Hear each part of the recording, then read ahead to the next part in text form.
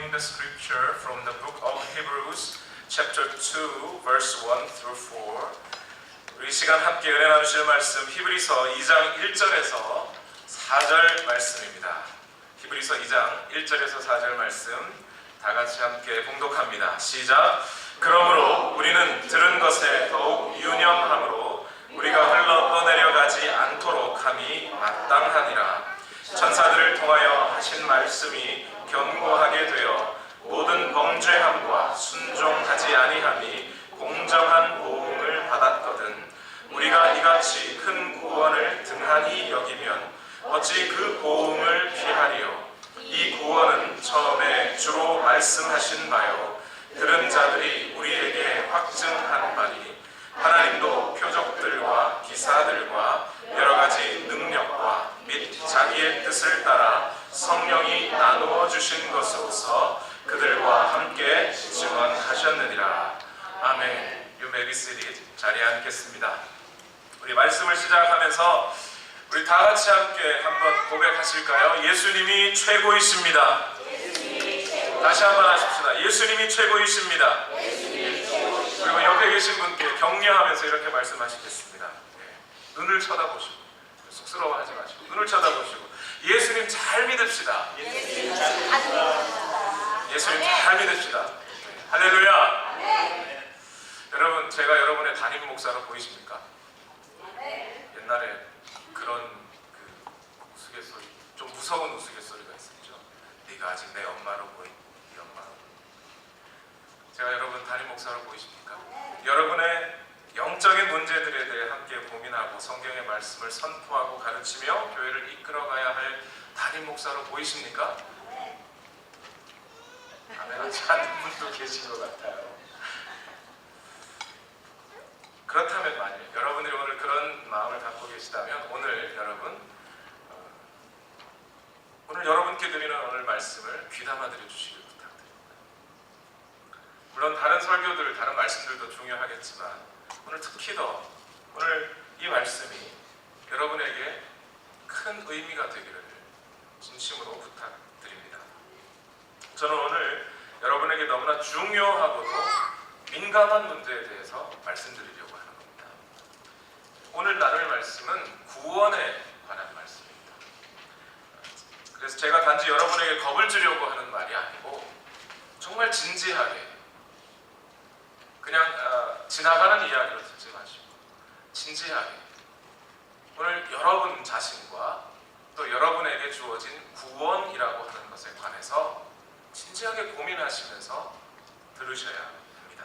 특히 오늘날 한국과 미국 교회에서는 구원이 무엇이냐, 또 구원받은 하나님의 백성이니 정말 타락하고 살아가다가 타락해서 구원을 잃어버릴 수도 있는 것이냐, 그런 문제에 대해서 정말 민감하게 논의되고 있습니다. 그리고 뿐만 아니라 이 문제는 우리 자신들에게도 너무 자신의 구원의 문제에 대해서 아주 중요한 작용을 하게 됩니다. 그래서 오늘 여러분 제가 드리는 말씀을 꼭 기억해 주시길 부탁드리고요. 사실 이것은 제 자신만의 어떤 여러분에 대한 경고의 말씀 또는 그런 권면의 말씀이 아니라 오늘 성경 히브리서 본문을 펼쳐보면 히브리서 본문의 기자가 우리에게 경고해주고 있는 말이기도 합니다. 히브리서 전체 안에는 5번의 경고의 말씀이 있어요. 히브리서 전체가 아주 조직적으로 잘 예수 그리스도와 그 구원의 능력에 대해서 잘 설명되어 있는 책임에도 불구하고 중간중간에 히브리서 기자는 이 5번에 걸쳐서 그 자신이 설명하고자 하는 모든 구조를 깨뜨려 가면서도 자기가 정말 히브리 이 편지의 독자들에게 경고의 메시지를 전해주고 있습니다. 오늘 그 경고의 메시지 중에 첫 번째 메시지가 오늘 히브리서 2장 1절에서 4절 말씀입니다. 경고라는 것은 가벼운 것이 있고 무거운 것이 있을 수 있죠. 예를 들어서 아이들에게 야, 시금치 먹는 거 잊지 마. Don't neglect to eat spinach. 이렇게 얘기하면 그 경고는 좀 가벼운 경고가 될 수 있어요. 잘 때 전등불 끄는 거 잊지 마. 전기세 아까우니까 잊지 마. 이런 것은 가벼운 경고가 될 수 있습니다. 그런데 어떤 경고는 매우 중요한 경고가 있을 수 있죠. 오늘 지금 암병에 걸린 환자에게 의사의 치료, 의사의 처방을 잊지 말라고 경고하는 것은 정말 중요한 경고입니다. 그렇죠? 오늘 오늘 내 아내가 임신하여 오늘 아이를 낳는 날에 병원에 있어요. 그 남편에게, 아이의 아버지가 될 사람에게 꼭 병원 가서 그 아이의 첫 번째 미소를 보세요 라고 경고하는 것은 정말 중요한 경고일 겁니다. 지금 교통사고가 났어요. 교통사고가 나서 지금 우왕좌왕하고 있는 사람에게 보험회사 전화번호를 잊지 마시라고 말하는 건 정말 중요한 경고예요. 오늘 히브리서 기자는 그런 경고를 우리에게 해주고 있는 거예요. 그냥 가볍게 넘어갈 경고, 가볍게 넘길 수 있는 경고가 아니라 정말 중요한 경고, 암병에 걸린 환자에게 의사의 치료를 따라야 한다고 경고하듯이 그런 중요한 경고를 우리에게 해주고 있기 때문입니다. 오늘 히브리서 기자가 우리에게 해주는 경고, 그 경고의 내용을 제목 그대로 적었습니다. 오늘 설교 제목 뭐죠? 구원을 우습게 여기지 마십시오. 성경 본문에 있는 말처럼 하면 구원을 등한히 여기지 마십시오. 등한히 여긴다 이런 말을 요즘 잘 안 쓰죠. 그래서 구원을 소홀히 여기지 마십시오. 또는 구원을 우습게 여기지 마십시오 라는 제목으로 여러분 말씀을 나누려고 합니다.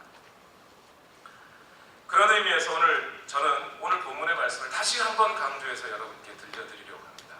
표준 세번역이라고 하는 버전으로 오늘 본문의 내용을 다시 한번 읽으면 이렇게 되어 있습니다. 그러므로 우리는 들은 바를 더욱 굳게 간직하여 잘못된 길로 빠져드는 일이 없어야 마땅하겠습니다. 천사들을 통하여 하신 말씀이 효력을 내어 모든 범행과 불순종하는 행위가 공정한 갚음을 받았거든 하물며 우리가 이렇게도 귀중한 구원을 소홀히 하고서야 어떻게 그 갚음을 피할 수 있겠습니까? 이 구원은 주님께서 처음에 말씀하신 것이요 그것들을 들은 사람들이 우리에게 확증하여 준 것입니다. 그리고 하나님께서도 표징과 기이한 일과 여러 가지 기적을 보이시고 또 자기의 뜻을 따라 성령의 선물을 나누어 주심으로써 그들과 함께 증언하여 주셨습니다. 구원을 소홀히 하지 마십시오. 이 말씀이 오늘 우리에게 해주시는 말씀입니다. 그런데 여러분, 구원을 소홀히 하지 마십시오 라고 했을 때 구원이 뭡니까? 우리가 보통 전도하러 나가면 예수 믿고 구원 받으세요 라고 말하죠. 근데 구원 받으세요 라고 말할 때 그 구원이 과연 뭡니까? 그 구원이 뭐길래 절대 소홀하지 말라고 이야기하는 걸까요? 고등학교 3학년 때입니다. 제가 신학교 가기로 결정을 했어요. 제가 고등학교 3학년 때까지 여러분 그거 아십니까? 이과, 문과, 자연계, 인문계 이렇게 둘로 나눴을 때 자연계열에 있었습니다. 이과에 있었어요. 과학 공부하고 수학 공부하고 그랬던 사람입니다. 그런데 그러다가 하나님의 부르심이 있다고 생각하여 제 스스로 갑자기 바꿔서 신학교를 가려고 결정을 했어요. 그러니까 문과로 바꾸는 거죠. 그렇게 바꾸고 나니까 결정을 하고 나니까 그 김정우라고 하는 학생이 여지껏 고등학교 3학년 내내 자연계열 이과에서 공부 열심히 하다가 갑자기 문과로 바꿨대라는 이야기가 학교에 퍼지기 시작했습니다. 그랬더니 국어 선생님이 어느 날 제게 와서 이렇게 얘기합니다. 정우야, 네 구원이 뭔지 아나? 예? 이랬더니 선생님이 갑자기 100원짜리 동전 하나를 꺼내줍니다. 앞을 봐도 100원이지 뒤를 봐도 100원 아이가? 구원은 그런 기다. 이렇게 얘기합니다. 어느 정도에는 어떻게 하든지 구원은 다 받을 수 있는 것 아니냐. 굳이 네가 신학교를 가야 되겠느냐. 이 얘기입니다. 또 한 번은 제가 신학교 3학년 때인 걸로 기억되는데요. 당시 제가 다니던 신학교 옆에 있는 대학교로 전도를 나간 적이 있습니다. 저보다 한두 살 어릴 정도로 보이는 청년이었던 것 같아요. 그 청년에게 전도를 하고 있는데 그 친구가 제게 묻습니다. 전도사님, 신학생이니까 전도사님이라고 불러요. 전도사님, 도대체 구원이 뭡니까? 사실 저는 어릴 때 교회 다니고 그랬는데 고등학교 때부터 교회 안 다니기 시작합니다. 공부 때문에 바빠서 교회 안 가기도 했지만 솔직히 구원이라는 것에 대해서 회의가 느껴졌기 때문에 교회 안 가기 시작한 것도 있습니다. 교회 가면 착하게 살라고 하는데 저는 교회 안 다녀도 착하게 살거든요. 도대체 왜 교회 다니라고 하는지, 왜 구원받으라고 하는지 전 모르겠습니다. 구원이 뭡니까? 이렇게 말합니다. 그 청년의 이야기를 듣고 제가 참 진땀 흘려가면서 구원에 대해서 설명을 했던 기억이 있습니다. 제게 100원짜리 동전을 보여주시면서 구원이 이런 거라고 얘기하셨던 선생님, 또는 어릴 적에 교회를 다니다가 구원이라고 하는 것에 대해서, 교회 다니는 것에 대해서 회의를 느끼고 결국 교회를 다니지 않기로 했다는 이 청년, 둘 다 공통점이 뭡니까? 구원을 아주 작게 여기고 있다는 거예요. 구원이 뭔지 모르고 구원이 아주 작게 여기고 있다는 겁니다. 문제는 이런 구원에 대해서 이런 생각, 이렇게 구원에 대해서 잘 오해하고 있고 구원이라고 하는 것을 그냥 가볍게 여기고 우습게 여기고 지나가는 사람들이 교회 밖에만 있는 것이 아니라 교회 안에도 있다는 것이 오늘날은 큰 문제입니다. 지난 시간에도 말씀드렸지만 이 히브리서를 읽어보면 히브리서를 보낸 사람 또는 히브리서를 받는 사람이, 편지를 받는 사람이 누군지 잘 알 수가 없어요. 그래서 히브리서를 꼼꼼하게 읽어가다 보면 히브리서를 받는 사람들의 정보를 우리가 대충 어렴풋이나마 찾아볼 수 있는데요. 아마 이 히브리서를 받아보는 사람들은 로마에 있는 원래 유대의 교인이었다가 기독교로 개종한 사람들의 무리가 바로 이 히브리서를 읽는 사람, 히브리서의 편지를 받아보는 사람들이었던 것 같습니다. 그런데 그들은 그리스도인으로 개종했다는 이유로 수많은 핍박을 받았어야 합니다. 재산이 몰수되는 것은 물론이고 가족을 잃어버리거나 또는 친구나 가족으로부터 결국 배신자라는 누명을 써야 하거나 또는 심지어 목숨을 잃을 수도 있는 상황에 처해 있는 사람들이었습니다. 아마 우리가 쉽게 상상하고, 오늘날 우리 미국 땅에서 이렇게 하나님 앞에 예배드리면서 자유롭게 예배하고 신앙생활을 할 수 있는 사람들이라면 쉽게 상상하기 어려운 그런 고통이었을 거라고 생각합니다. 그런데 그들 가운데 그런 고통이 있자, 그런 핍박과 박해가 있자 점차 그들 가운데 믿음에서 떠나는 사람들이 생기기 시작했다는 거예요. 교회 출석도 드문드문하다가 이제 안 나오기 시작하고 모임이라든지 이런 데서 점차 시간이 지나면서 그런 회의들을 느껴가는 사람들이 있었다는 겁니다. 그런데 이 문제를 꼼꼼히 지켜보던 히브리서 기자가 보니까, 아하! 이 사람들이 왜 교회에서 멀어져 가는 걸까? 믿음에서 떠나가는 것일까를 히브리서 기자가 가만히 살펴봤더니 그것은 단순히 박해 때문이 아니었던 거예요. 교회를 핍박하는 사람들이 있다고, 그 교회가 핍박을 받는다고 해서 그 박해 때문에 순전히 사람들이 떠나가느냐? 그게 아니었던 거죠. 여러분 잘 생각해 보세요.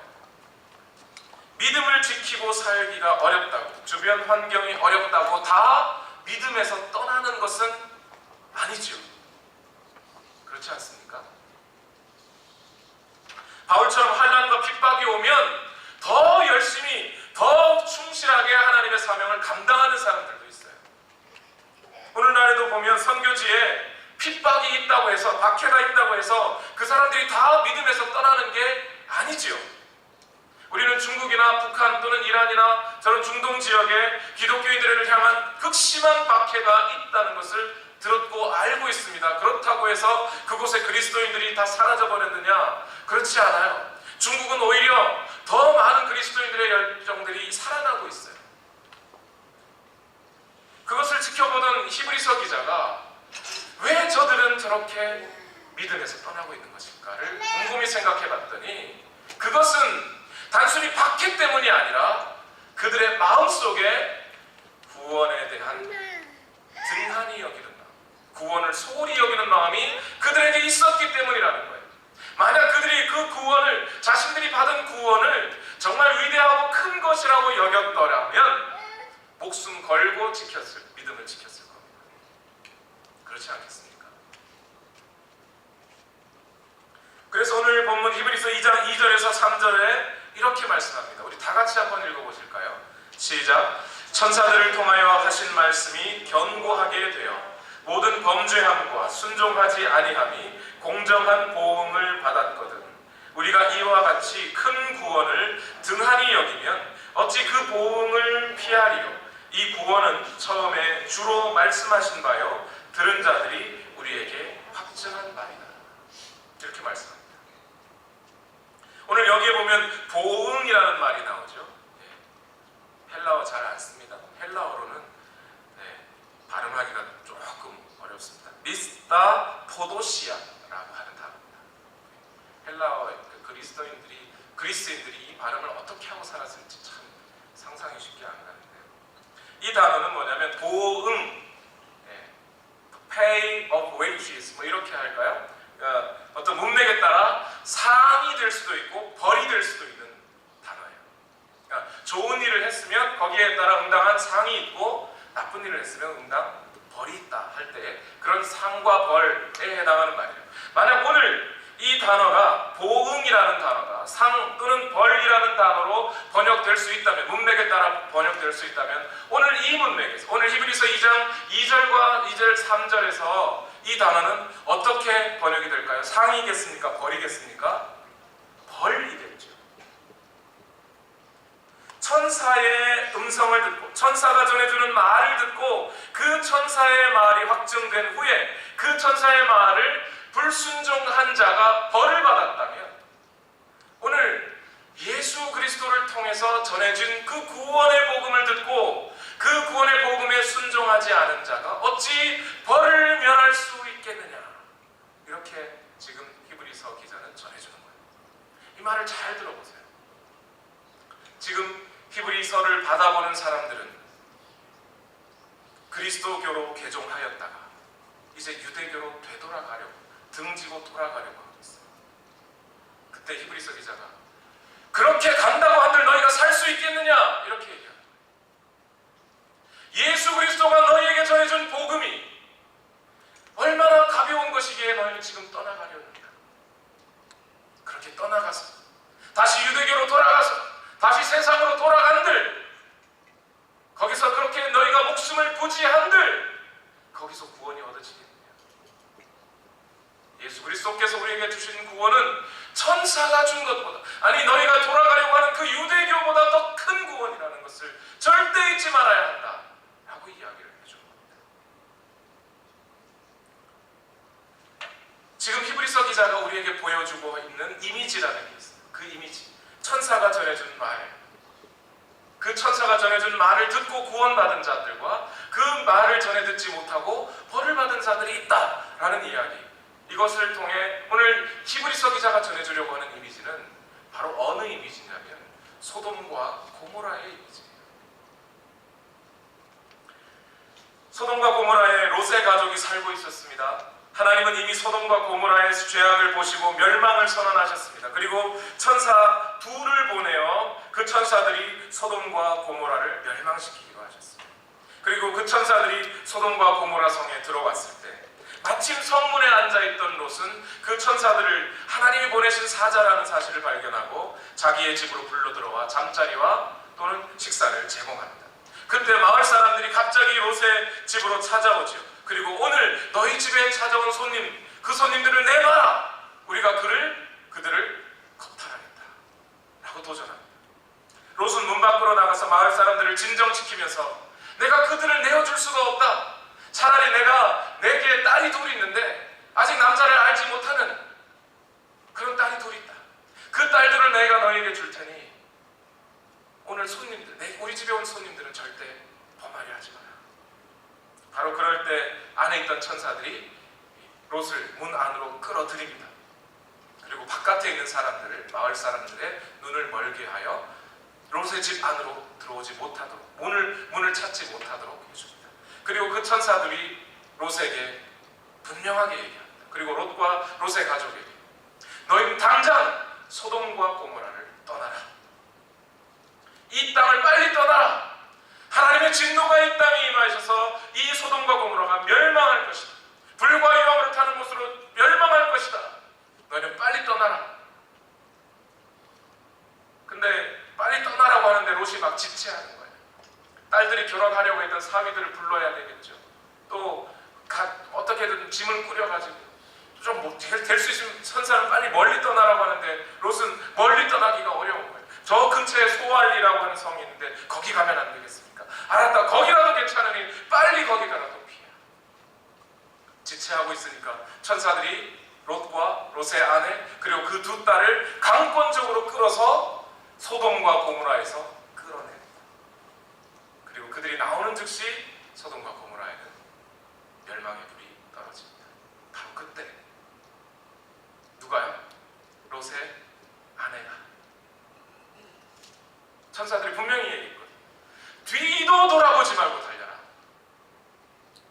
근데 그 천사들의 음성, 천사들의 명령, 천사들의 부탁을 가볍게 여겼던 롯의 아내가 뒤로 쳐다봅니다. 그리고 그 즉시 소금 기둥이 되어버리고 맙니다. 지금 히브리서 기자가 히브리서를 읽는 그 독자들에게, 성도들에게 전하려고 하는 이미지가 바로 이 이미지예요. 여러분, 롯의 가족에게 정해진 선택지는 몇 개이겠습니까? 2개? 앞으로 가느냐 뒤로 가느냐? 아니에요. 롯이 선택할 수밖에 없고 롯이 반드시 선택해야 하는 선택지는 천사의 말을 순종하는 것, 그거 하나밖에 없어요. 뒤로 돌아섰어도 안 돼요. 뒤로 돌아서면 그냥 멸망입니다. 마을 사람들이 자기들을 핍박한다고, 마을 사람들의 뜻에 동조한다고 거기에 그렇게 구원이 있는 게 아니에요. 오늘 히브리서를 읽는 독자들의 상황에도 마찬가지예요. 주의 복음의 말씀이, 구원의 복음이 그들에게 전해졌고 그 전해진 말씀을 통해 그들이 구원이라고 하는 것을 지금 맛보아 달려가고 있는데, 그들이 만약 뒤로 돌아선다면 거기에 무슨 구원이 있는 게 아니에요. 유대교로 돌아간다고 구원이 있는 게 아닙니다. 천사들의 말을 듣고도 그렇게 그 천사의 말을 소홀히 한 자가 멸망을 받았다. 그렇게 응당한 벌을 받았다면 지금 주 예수 그리스도를 통하여 우리에게 전해진 그 복음의 말씀을 소홀히 여긴 자가 당연히 벌 받는 거 아니겠느냐. 히브리서 기자는 그 얘기를 하죠. 구원의 복음, 이 구원을 여러분 절대 소홀히 해서는 안 돼요. 그런데 오늘날 많은 사람들이 구원에 대해서 오해하고 구원을 소홀히 여깁니다. 마치 구원을 뭐처럼 알아요? 구원 열차에 티켓 하나, 차표 한 장 손에 들고 떠나가는, 구원의 티켓 하나, 구원 열차에 티켓 하나 든 것을, 이것을 구원으로 여기고 있는 것 같아요. 내가 교회 갔고 설교 좀 들었고 목사님이 얘기하는 대로 착하게 좀 살았고 그래서 교회에서 밥도 잘 먹고 내가 잘 아는 사람 중에 목사님도 있고 친한 사람 중에, 그러니 나는 이제 죽으면 장차 천국이라는 동네에 가겠지 라고 하고 티켓을 장롱 속에 집어넣어요. 우습게 여깁니다. 난 죽어도 천국에 갈 티켓은 확보된 거니까. 아니면 또 어떤 분은 구원의 복음이라고 하는 것을 단순한 윤리적인, 착하게 살라고 하는 도덕적인 말 정도로 이해하는 것 같아요. 그래서 선을 쌓고 구제도 하고 사회적인 약자를 돕고 도덕적으로 잘 살라고 하는 것이 예수님의 말씀이라고, 그러면 착해진다고, 인격적으로 성숙해진다고, 그러면 그게 구원이라고 생각하는 사람들이 있는 것 같아요. 레이먼드 브라운이라고 하는 신학자는 이런 도전에 대해서 이렇게 말합니다. 위험한 혁신자들은 구원의 복음을 종교적인 규례 엄수나 도덕적인 노력, 박애주의의 선행, 정치적 참여, 사회 참여 등으로 설명하고자 했다. 그러나 이 모든 것은 하나님의 무조건적인 은혜와 그리스도의 구속 사역을 내용으로 하는 복음의 대용품이 될 수 없다. 복음의 메시지는 왜곡되어서도 안 되고 무시되어서도 안 된다. 요즘 어떤 분들이 그러잖아요. 세월호 사건 터졌죠. 그 사람들이 그렇게 힘들어하는데 교회 기독교가 뭐 하느라고 그들을 안 도와주고, 그들을 도와주는 게 구원 아니냐, 그들을 도와주는 게 복음의 핵심 아니냐. 당장 듣기에는 그럴듯한 말 같아요. 맞는 말 같아요. 그러나 오늘 구원의 핵심은, 구원의 복음은 그게 아니에요. 왜곡되지 않아야 합니다. 구원의 말씀은, 오늘 구원의 복음은 내가 죽어서 저 천국에 가느냐 안 가느냐, 내세의 삶, 오늘 지금의 삶, 이 땅을 밟고 있는 나의 오늘의 삶과는 관계없이 저 천국에 내가 갈까 안 갈까, 거기에 관심 있는 게 아니에요. 오늘 구원의 복음은 내가 좀 도덕적으로 천국 지옥처럼 내세의 삶은 관계없이 또 그냥 내 마음대로 윤리적으로 좀 내가 좀 선해지고 착해지고, 그게 구원의 복음이 아닙니다. 오늘 히브리서 말씀을 보면 이렇게 말해요. 이 구원은 먼저 우리 주님이 전해준 것이고, 그 말씀을 들은 사람들, 즉 예수님의 제자들, 사도들이 우리에게 확증해 준 것이다 라고 말하고 있어요. 사도들이 확증해 준 거라는 거예요. 사도들이 예수님의 말씀을 먼저 듣고, 그리고 그 예수님의 말씀을 들은 사도들이 살고 보니까 아, 이것이 구원이구나 라고 그들이 확신 가지고 우리에게 또 전해준 복음이 있어요. 그 복음의 말씀, 그 내용이야말로 구원이라는 거예요. 그것이 구원이라는 거죠. 그 구원을 설대소홀히 마라. 그러면 그 사도들이 우리에게 전해준 바 구원이 뭡니까? 갈라디아서 2장 20절에 사도 바울은 이렇게 말해요.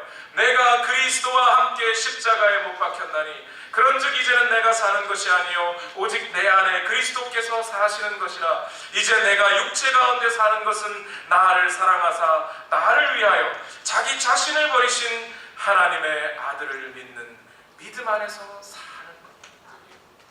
예수 그리스도가 내 안에 살아계시고 내가 예수 그리스도를 믿는 그 믿음 안에 살고 있는 것, 이게 구원이라는 거예요.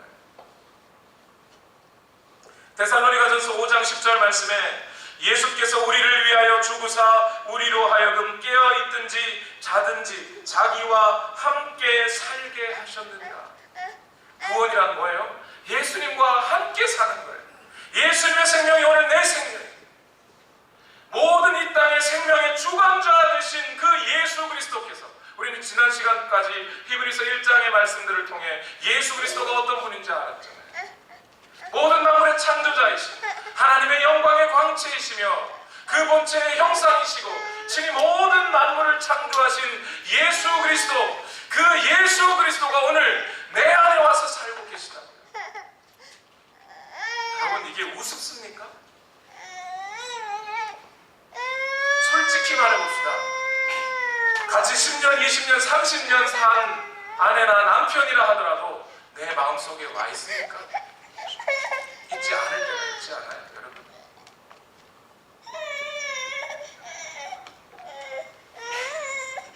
그런데 예수 그리스도 오늘 우리 안에 와 계시다. 예수 그리스도가, 그 예수 그리스도가, 예수 그리스도가 우스우면 예수 그리스도께서 우리 안에 와 있는 것도 우스울 수 있어요. 그러나 그 예수 그리스도가 우습지 않으시다. 예수 그리스도가 소홀한 분이 아니라면 암병 걸린 환자에게 의사의 처방보다 더 중요한 예수 그리스도, 그 예수 그리스도가 오늘 우리 안에 와 계시고 있다는 것, 우리가 그 예수 그리스도와 함께 한 생명체로서 살아가고 있다는 것, 이것이 우습습니까? 고린도후서 13장 5절에는 분명하게 이렇게 사도 바울이 경고합니다. 너희는 믿음 안에 있는가? 너희 자신을 시험하고 너희 자신을 확증하라. 예수 그리스도께서 너희 안에 계신 줄을 너희가 스스로 알지 못하느냐? 그렇지 않으면 너희는 버림받은 자니라. 구원이란 예수 그리스도를 모시고 사는, 매일매일 매순간 매순간 예수 그리스도와 친밀한 교제 안에 살고 있는 것, 그것이 구원이에요. 과거에 우리 구원받기 전에는 우리는 어떤 사람이었습니까? 하나님과 원수된 자였어요. 하나님과의 관계가 끊어진 자입니다. 하나님 생명의 주관자 되신 하나님과 관계가 끊어졌기 때문에 우리 안에서 생명을 찾아볼 수가 없는 사람들이었어요. 지독한 이기주의자들이었습니다. 하나님 없이 우리 자신의 자원을 가지고 살아갈 수 있다고 믿는 사람들, 탕자와 같이 방황하던 영혼들이었어요. 그러나 이제 예수 그리스도의 전해주신 그 구원의 복음, 회개하라 하나님의 나라가 가까웠느니라 라고 시작하시면서 우리에게 전해주신 말씀과 친히 그 예수 그리스도께서 십자가에 달려 죽으시고 오늘 우리의 죄를 대신하여 죽으심으로 말미암아 오늘 우리의 죄가 사해지고 그리고 그 예수 그리스도의 생명이 오늘 우리 안에 들어와서 이제 더 이상 우리는 죄와 사망의 권세 아래 쌓여있지 아니하고 우리가 이제 그 죄와 사망의 권세에서 일어나 예수 그리스도의 부활 속에 우리가 함께 참여한 바 되고 장차 예수 그리스도께서 이 땅에 다시 오실 때 우리는 몸의 부활을 겪게 될 것을 믿는 것, 이것이 구원 아니면 뭐가 더 구원, 또 다른 구원이 필요합니까? 우리가 예수 그리스도를 소홀히 여기니까 구원도 소홀히 여기는 것. 예수 그리스도가 작게 보이니까 우리가 얻은 구원도 작게 보이는 거예요. 예수 그리스도가 작아 보이니까 교회에 나와 주님 앞에 예배하는 이것도 작아 보이는 거예요. 여러분이 받은 구원이 어떤 겁니까? 혹시 여러분 마음 가운데 여러분이 받은 구원과 믿음에 대해 의심이나 또는 알게 모르게 은연중에 소홀히 여기셨던 분이 있으신가요? 하나님의 사랑과 지혜를 100이라고 한번 적어봅시다. 이에 비해서 우리가 가진 사랑과 지혜는 정말 아무것도 아니니 한 1 정도라고 한번 생각해 봅시다. 하나님은 그 지혜와 사랑으로 우리가 우리 자신을 아는 것보다 더 잘 아십니다. 우리가 우리 자신을 사랑하는 것보다 하나님은 우리를 더 많은 사랑으로 사랑하고 계십니다. 하나님이 그 지혜와 사랑으로 우리에게 동쪽으로 가라고 하셨어요. 동쪽으로 가야 구원이 있다고 하셨어요. 그런데 우리는 마음속에 1 정도의 지혜와 사랑을 가지고 서쪽으로 가는 게 옳다고 생각하고 있습니다. 그러나 만약 우리가 정말 그 하나님의 사랑과 지혜를 받아들이고 그 하나님의 사랑과 지혜를 의지하고 믿는다면 우리는 어떻게 살아요? 하나님이 동쪽으로 가라고 하는 그 말씀에 따라 살 겁니다. 그렇죠? 그런데 만약 우리가 그 하나님을 의지하지 않고 하나님을 믿지 않고 그 하나님께서 우리에게 제시하신 말씀과 명령과 길을 거역하고 내 뜻대로 내 마음대로 살면 우리는 분명히 서쪽으로 갈 겁니다. 서쪽으로 가서 구원이 있을까요? 없겠지요. 없으니까 하나님이 동쪽으로 가는 겁니다. 우리의 신앙생활, 우리의 구원 이거예요. 하나님께서 주시는 사랑, 하나님께서 부어주시는 지혜, 거기에 의지하여 하나님이 명령하신 대로 순종하여 가는 것, 그렇게 오늘 이 땅을 예수 그리스도의 말씀을 듣고 그 말씀에 따라 순종하며 예수 그리스도께서 전해주시는 말씀을 듣고 그 예수 그리스도와 친밀한 교제 가운데 그렇게 살아가고 있는 이것이 구원이라고.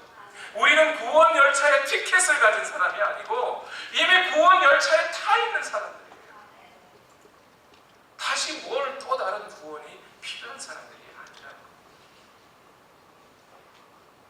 이제 우리는 성경책을 펼쳐 읽을 때마다 그 말씀이 하나님의 말씀으로 받아들여지고 성령의 감화 감동을 통해서 그 말씀이 살아서 오늘 우리 안에 역사하는 일들을 경험하게 됩니다. 그것을 뭐라고 해요?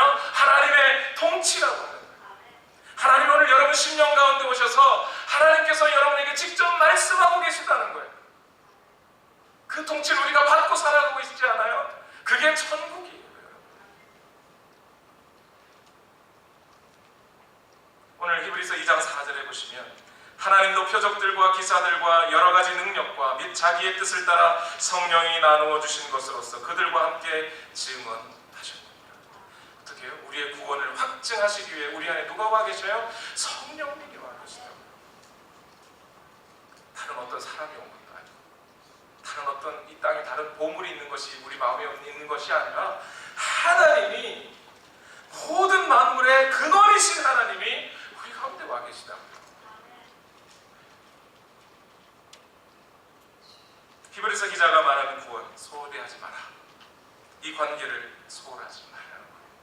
하나님과의 관계, 회복된 관계, 소홀히 하지 마라. 하나님이 부어주시는 사랑을 소홀히 여기지 마라. 죄의 용서를 받고 하나님께 받아들여져서 하나님의 강하게 하심을 받는 그것을 소홀히 하지 마라. 십자가에서 죽으신 예수 그리스도의 희생을 소홀히 하지 마라. 믿음으로 주어지는 칭의의 선물을 소홀히 하지 마라. 하나님이 진노를 거두시고 하나님과 화목하게 되었다는 사실을 소홀히 여기지 마라. 각자의 심령 안에 거하시는 성령님의 역사와 예수 그리스도와 맺는 이 교제를 절대 소홀하게 생각하지 마라. 예수 그리스도의 얼굴에 있는 그 하나님의 영광의 광채를 소홀하게 여기지 마라. 은혜의 보좌 앞에 무료로 나아갈 수 있는 이 특권을 소홀히 여기지 마라.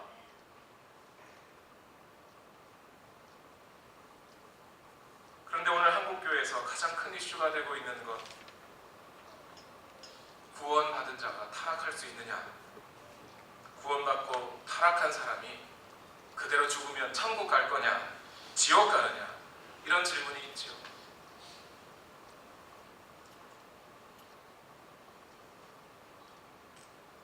한번 구원받은 성도는 어떤 나쁜 짓을 해도 구원받게 되어 있다고 하는 이 교리, 그 교리 때문에 오늘날 한국교회가 타락했다, 그 교리가 문제다라고 말하는 사람들이 있습니다. 제 생각에는 저는 오늘 여러분께 이렇게 말씀드리고 싶습니다. 성도의 견인이라고 하는, 믿는 성도는, 믿음을 가진 성도, 한번 구원받은 성도는 끝까지 그 구원을 취소당하지 않는다라고 하는 이 성도의 견인 교리가 잘못되었기 때문에 한국교회 성도들이 타락하는 게 아니에요. 뭐 때문이죠? 구원이라고 하는 이걸 소홀히 하니까 타락하는 거예요. 구원이 뭐라고요? 하나님과의 관계 회복, 예수 그리스도와의 친밀한 교제, 성령님의 교통하심을 통한 예수 그리스도와 하나됨, 그것이 구원인데, 그런데 구원을 죽어서 천국 가는 어떤 티켓 정도로 이해하다 보니까 요 티켓 가지고 천국 갈까 말까 이거나 따지고 앉아있다는 거 아닙니까? 여러분, 오늘 여러분 구원을 정말 예수 그리스도와의 친밀한 교제라고 한번 생각해 보십시오. 그래서 예수님이 항상 우리 마음을 붙잡고 계시고 우리도 예수 그리스도 안에서 그렇게 친밀한 교제를 하고 오늘 살아가고 있다고 한번 생각해 보십시오. 그 사람은 타락할 수가 없어요. 다시 말해서 한번 구원받은 백성이 타락하면이라는 이 타락하면이라는 자체가 성립될 수 없는 거예요. 예, 잠시 낙심할 수는 있어요. 잠시 유혹에 넘어갈 수는 있어요. 그러나 그는 분명히 반드시 회복됩니다. 예수 그리스도의 교제 안에 있습니다.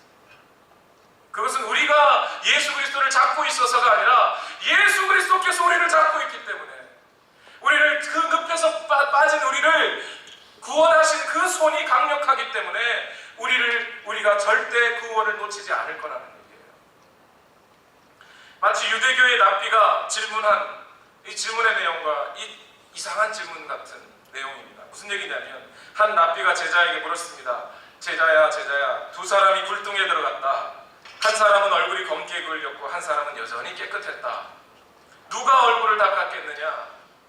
제자가, 아니 선생님, 당연히 얼굴이 검은 사람이 닦아야 하지 않겠습니까? 선생님이, 아니다, 얼굴이 깨끗한 사람이 닦았다. 왜냐하면 그는 친구의 얼굴을 보고 자기 얼굴도 검게 그을린 줄 알고 자기가 얼굴을 닦았다. 얼굴이 그을린 친구는 친구의 얼굴이 깨끗한 걸 보고 자기 얼굴도 깨끗한 줄 알고 안 닦았다. 그런 다음에 또 묻습니다. 제자야, 이 두 친구가 다시 굴뚝 안으로 들어갔다. 이번에도 한 친구는 검고 한 친구는 깨끗했다. 이번엔 누가 닦겠느냐? 제자가 대답하기를, 선생님, 이번에는 아마 얼굴이 깨끗한 친구가 이번에도 닦지 않았을까요? 선생님이 제자에게 말합니다. 실은 내가 묻는 이 질문은 잘못된 질문이다. 어떻게 두 사람이 한 굴뚝에 들어가는데 한 사람은 검게 나오고 한 사람은 하얗게 나올 수 있느냐? 여러분, 구원받은 백성이 타락하면 이라는 것 자체가 잘못된 것. 구원받은 백성, 구원받은 하나님의 사람, 하나님께서 강하게 붙들고 계신 그 사람은 무슨 티켓을 자신 사람이 아니라 이미 천국 안에 와 있는 사람이에요. 하나님이 강하게 붙잡고 계시고 오늘도 예수 그리스도와 관계 맺고 있는 사람이에요. 그 사람이 무슨 타락을 합니까? 사도 바울은 분명히 이런 뜻에서 이렇게 말합니다. 로마서 8장 30절 확신하노니 사망이나 생명이나 천사들이나 권세자들이나 현재일이나 장래일이나 능력이나 높음이나 기쁨이나 다른 어떤 피조물이라도 우리를 우리 주 그리스도 예수 안에 있는 하나님의 사랑에서 끊을 수 없느니라. 우리의 구원은 우리 자신의 선함 때문이 아니라 하나님의 사랑의 그 강하심 때문에 끊어질 수 없는 겁니다. 오웬 선교회 총재인 조지 보어라고 하는 사람이 있었습니다. 이 사람은 젊은 나이에 구원받고 나서 예수님 앞에 자기 일생을 몽땅 바치기로 결심합니다. 그를 지켜보던 친구들이 묻습니다. 구원받은 소감이 어떠냐? 그때 그는 이런 인상 깊은 말을 했다고 합니다. 나는 오늘 다시는 돌아갈 수 없는 다리를 건넜다. No turning back. 나는 이제 앞으로 나갈 수밖에 없다. 뒤로 돌아갈 길이 없다는 걸 발견한 것. 여러분이 받은 구원, 예수 그리스도의 은혜를 통해 주어진 그 십자가의 사랑을 통해 주어진 하나님의 값없이 주시는 은혜를 통해 주어진 성령님의 교통하심을 통하여 우리 안에 들어오게 된 예수 그리스도와의 친밀한 교제, 이것은 누구도 빼앗아갈 수 없는 거예요. 여러분의 목숨보다 귀한 겁니다. 말씀을 마무리합니다. 저는 지난 주간에 인터넷을 통하여 서로 다른 두 이야기를 접하게 됐습니다. 첫 번째 한 가지는 뭐냐면 사람들이 교회를 떠나는 6가지 이유라는 제목의 글이었습니다.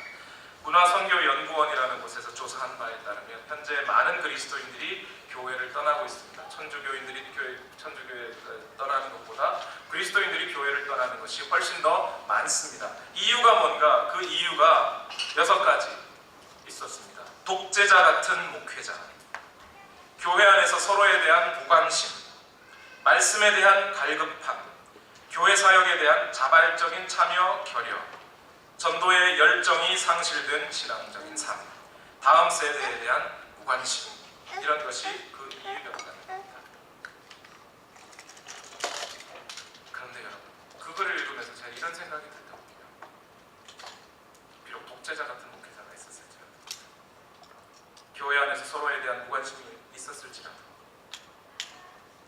말씀에 대한 갈급함이 있었을지라도, 전도의 열정이 상실되었을지라도, 다음 세대에 대해 무관심하였을지라도, 만약 그 속에 예수 그리스도의 위대하심, 이 위대한 구원, 목숨보다 중요한 구원을 알았다면 교회를 떠나지 않았겠죠. 또 한 가지 이야기는 지미 카터 대통령의 이야기였습니다. 지미 카터 대통령은 39대 미국 대통령직을 수행했고 2002년 노벨 평화상을 수상한 사람입니다. 그리고 대통령직을 수행하고 난 다음에는 집 없는 사람들에게 집을 지어주는 헤비타트 운동을 일으킨 사람입니다. 그런데 이 지미 카터는 대통령 재임 기간에도 한 번도 주의를 어긴 적이 없었고요. 은퇴 후에도 헤비타트 운동을 하면서도 항상 한 주에 5일만 봉사하였답니다. 아무리 먼 곳에 있어서도 주말이면 교회로 돌아왔습니다. 한 기자가 그에게 물었습니다. 어떻게 그렇게 하시는 겁니까? 카터 대통령이 이렇게 얘기합니다. 나는 주일학교 교사입니다. 하나님의 자녀들을 믿음으로 가르치는 일이 내게는 무엇보다 중요합니다. 어떤 사람들은 이런저런 이유로 교회를 떠나는 세계 최강국인 미국의 대통령은 자신의 대통령직보다 구원이 더 중요하다는 것을 알아 대통령직을 끝내고 교회로 돌아옵니다. 주일학교 교사를 무엇의 차이일까요? 예수 그리스도를 얼마나 크게 알고 있습니다. 우리가 받고 있는 이 구원이 얼마나 큰 것이냐, 그것을 아는 사람과 모르는 사람, 소홀히 하지 않는 사람과 소홀히 하는 사람의 차이. 여러분 바라건대 여러분의 삶 가운데 이 구원의 기쁨이 다른 어떤 기쁨보다 더 크게 여겨지시기를 예수님의 이름으로 축원합니다. 기도하겠습니다.